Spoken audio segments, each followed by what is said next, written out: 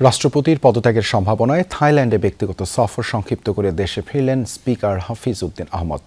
দুপুর 12:15টার দিকে হজরত শাহজালাল আন্তর্জাতিক বিমানবন্দরে পৌঁছান তিনি।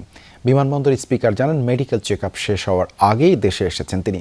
ব্যক্তিগত কাজে আগে এসেছেন উল্লেখ করে জানান, দেশের বাইরে থাকায় রাষ্ট্রপতির পদত্যাগের বিষয়ে কিছু শোনেননি তিনি। বলেন, রাষ্ট্রপতি পদত্যাগ করলে সংবিধান অনুযায়ী স্পিকার দায়িত্ব পালন করবেন। স্পিকারের উদ্দেশ্যে স্বাক্ষরযুক্ত পত্র পাঠিয়ে রাষ্ট্রপতির পদত্যাগ করার বিধান।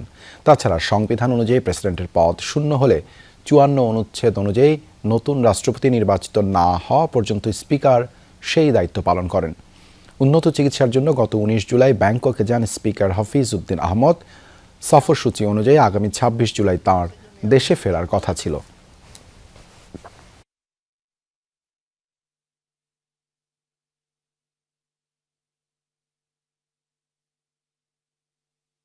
কালকে আমার মেডিকেল চেকআপ যেহেতু শেষ হয়েছে, সেই জন্যই আমি এসেছি। বাংলাদেশের সংবিধানে লেখা আছে, যখন রাষ্ট্রপতি পদত্যাগ করে তখন অ্যাক্টিং স্পিকার হিসাবে, অ্যাক্টিং রাষ্ট্রপতি হিসেবে স্পিকার দায়িত্ব পালন করেন। বাট মূল রাষ্ট্রপতি নির্বাচন করে জাতীয় সংসদ, সেটা 3 মাসের মধ্যে করতে হয়।